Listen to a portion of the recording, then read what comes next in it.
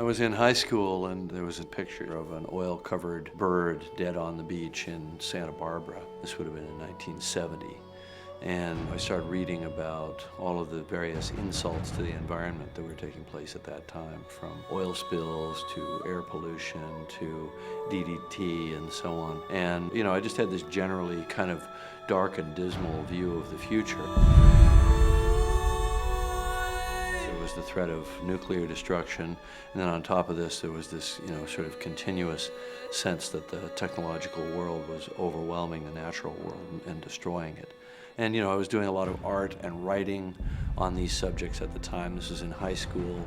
I even wrote a play, which we put on in our little theater arts program called The Extinction Syndrome, which was about how the human race is basically destroying itself. And so, you know, these themes are not new themes for me. They go back, you know, 40 years before Avatar.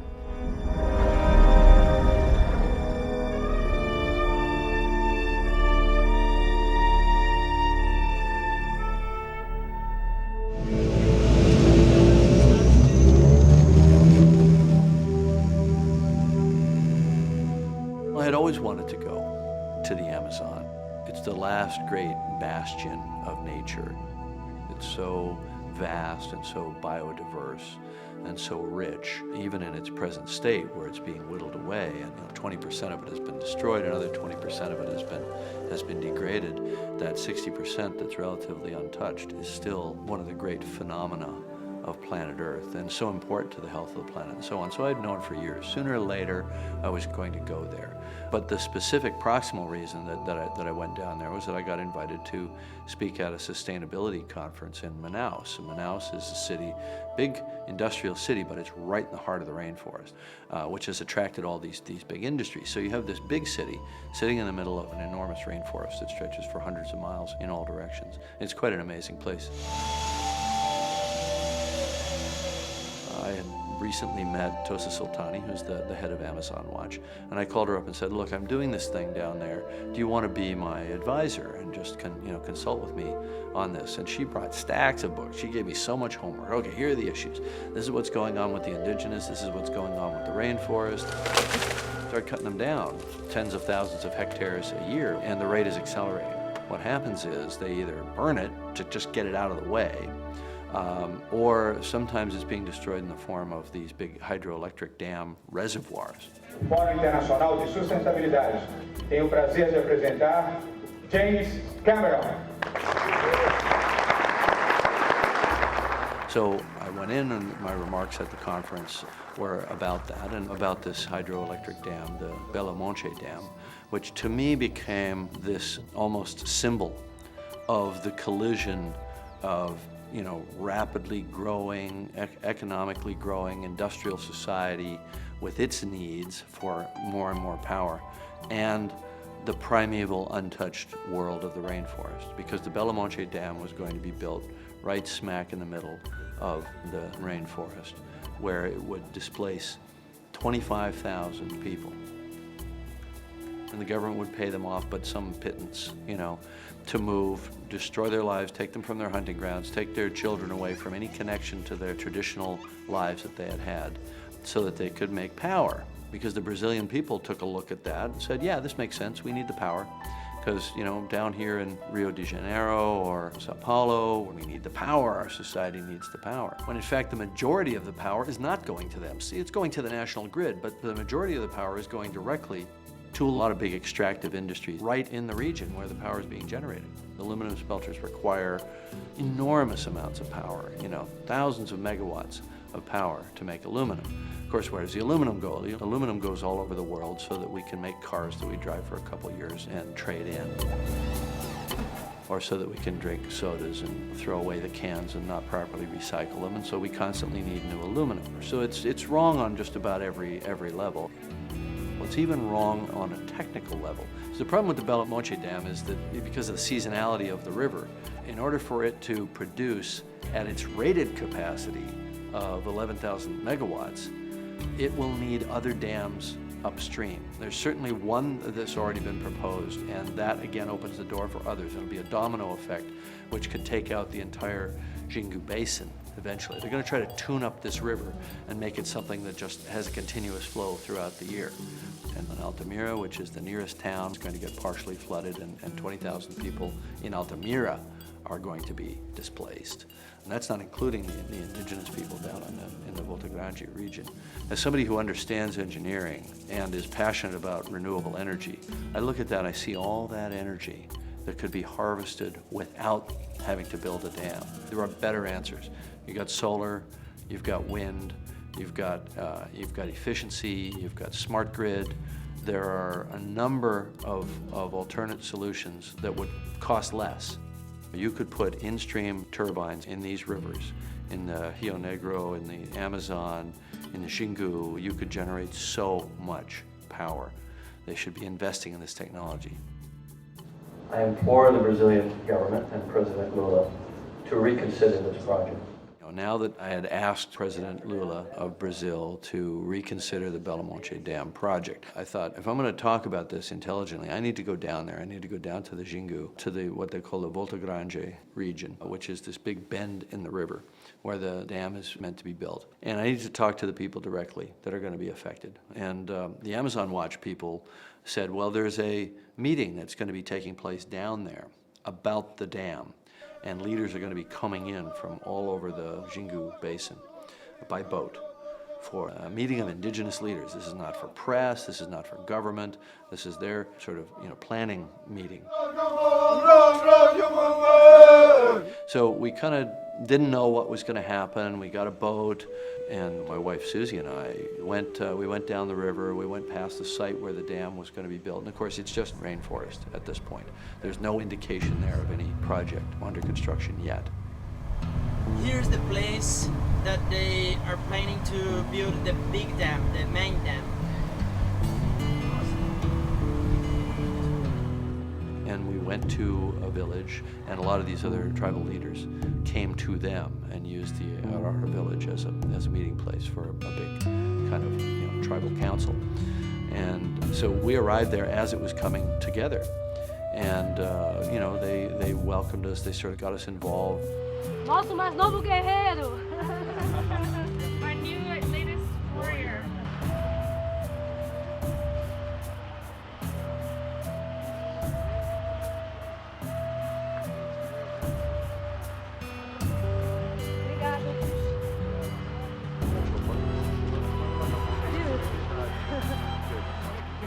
And then the next day they went into their big meeting, and we were excluded from that initially. So we took the opportunity to go with the chief of that tribe, a guy named Zacarlos Arara. And Zacarlos was a young guy, mid-20s, but he was the chief of the village. And he took us on a little guided tour through the rainforest, showed us things that I'm sure our urbanized eyes would never have seen.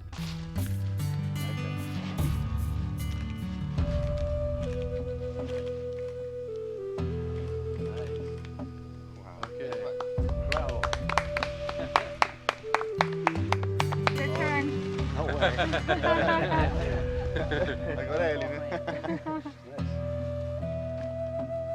Strong, huh? And took us to their little agricultural area where they'd cleared some land and they were growing their crops. And then we went back, and the meeting was still in progress. There were 25 leaders, and a lot of these leaders were young guys, 19, 20 years old. They're asked to take responsibility at a very early age in their culture. Vamos fazer uma apresentação. And then there were some of the older, more established leaders. And, at that point, they sort of figured out that we were serious and we were there to be helpful if we could be. So they let us in. They let us into that meeting. And, the way it works is that when one has spoken and sits down, somebody else will stand up. And they will be there all day, if it takes, to hear what everybody has to say. And everyone's got their moment to speak. And they're expected to speak. And so we got to listen to what all these leaders said. And of course it was heartbreaking.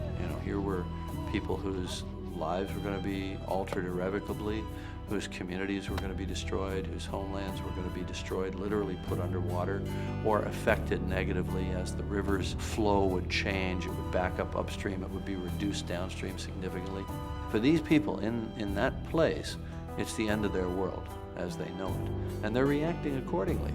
You know, they are there with their spears and their bows and arrows saying that they will fight. Colocar no papel. So we go all the way around the council circle and everybody speaks, and then there's this moment where nothing's happening. And there was a dawning realization that I was supposed to get up and talk. So, you know, I got up and spoke. I'm very humble to stand here with such strong leaders that I see around me. Eu sinto grande humildade de estar no presente de grandes lideranças como vocês. And it was very interesting because there was a group of Shikrin Kayapo there, and they were very colorful, very, you know, feathered headdresses and you know, full paint, head to foot, and very traditional weapons. And they don't speak even Portuguese. They only speak Kayapo. So it was a three-way translation now, from Kayapo to Portuguese, Portuguese to English, and the other way. So I had to speak very slowly so that everything could get communicated, you know, through the chain. And the first thing I said was that when people want to understand each other, they can, no matter what it takes in terms of translation. And when people don't want to hear each other, they won't, even if they all speak the same language. And the government isn't listening to you, you know. So we need to find a way for your voice to be heard by the public, because the public will influence the government's actions. I will pass on what I've heard here today. You know, I said a few things like this. I praised them for their leadership, for their courage, you know, for their willingness to work together, because these are tribes that have traditionally been in competition with each other. You have your traditional wisdom. You know how to live in this world. You have the fish in the river. The river gives life. You have the forest. You have a wealth that my world does not understand. And I told the story of the snake, you know, which was just a metaphor. And I said, of course, you know, as hunters, you know how the snake kills. You know how it doesn't crush its prey. It just slowly tightens every time the prey breathes out, until pretty soon the animal can't breathe in anymore, and it dies of suffocation, and then the snake eats it. And that's what the civilized world is doing to your natural world, your rainforest and your rivers. And then their leader starts to speak. And it comes back through the translation from Kayapo to Portuguese, from Portuguese to English. And what he said was, "We have a lot of breath." So that was an amazing moment, and it was kind of an interesting bond that was formed there.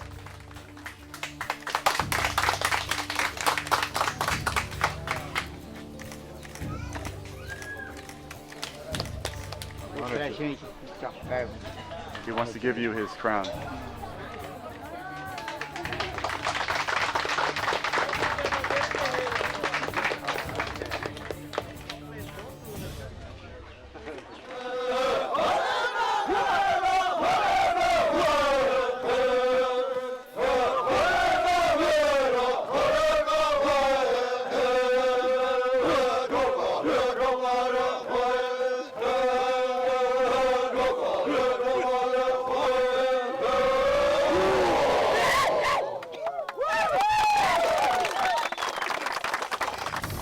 And, you know, we made a commitment that day to do what we could to help to raise consciousness about this issue.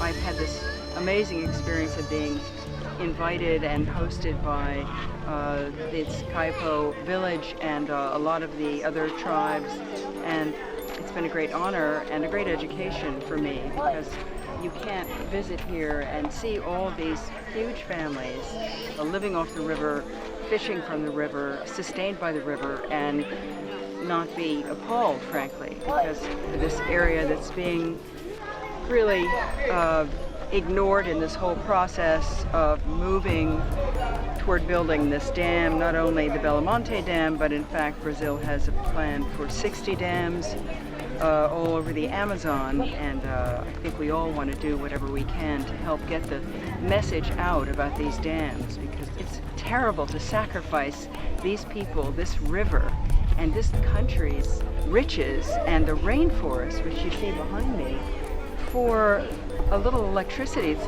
not even efficient. Until you're here, you don't really understand. You have a culture that has lived here for thousands of years. We slept in hammocks, side by side, 10 hammocks in a row, and woke up at about 5 o'clock to a beautiful morning song that the women were singing. And it teared me up in the morning. It was one of the most incredible things that I've ever experienced, just being here and being able to be embraced by this culture. And it's very interesting, the parallel of what's going on here with what went on in our movie, you know. And it's one of the reasons that Jim got so passionate and involved in this. Really pretty much right at the inception of Avatar, it was going to be an environmentally themed film. And I was thinking I was making a kind of a historical comment, if you will, on what had happened in North America in recent history, but 100 years ago, 130, 150 years ago, and back through the whole colonial period. And I wound up going to Brazil, and all of a sudden I was living in Avatar. This is our land!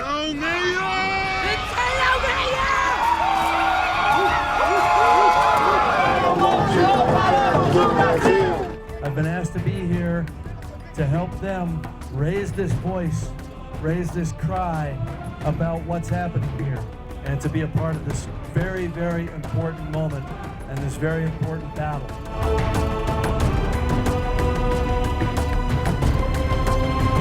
Cima pra baixo, o entendimento desses que é de morte, como se uma bomba destruiu nossa região, a matar a nossa vida como isso é feito todo o tempo. Nossos sofrimentos, como Chipaia, Curuaia, Juruna, Naraueté, Surimi, Paracanã, Chiquinqué, Pó, que vem nessa região. São pessoas, gente. Eu quero que o mundo saiba disso, que o mundo divulgue isso. So we fought the battle. The battle was public. It did create a lot of dialogue around it, which hadn't been happening. So I think we did good, but what it means is the battle's ongoing, and there are still many moves to be made. Their plea to the world is not being heard. So this is an opportunity, for me to take the success of Avatar and I think the goodwill that's been created around the world. What you have to do is you have to stay committed. You don't have to be hopeful. You just have to stay committed. When people are sitting on shit that you want, you make them your enemy. Then you're justified in taking it. I know enough about how human systems work and how governments work, but I have to be hopeful. It's my duty to be hopeful as a parent of 5 kids that we still have time to fix this, and we still have time to make it better. But really what's needed here is the human race needs to wake up and look forward with a sense that we've got to change the way we live. And I'm not saying we have to, abandon the cities and go, strip off all our clothes and try to run out into the forest and live like the Kayapo. That's not going to work, and the Kayapo don't want us there. Plus, we wouldn't know how to do it. We've severed the connection to the ancient knowledge that's necessary to do that. And we don't have to do that. What we have to do is we have to transform ourselves yet again into something that's never existed on this planet before, which is a kind of techno-indigenous people. We have all our technology. We'll use high technology and science to provide us with the energy that we need. But there'll be sustainable solutions.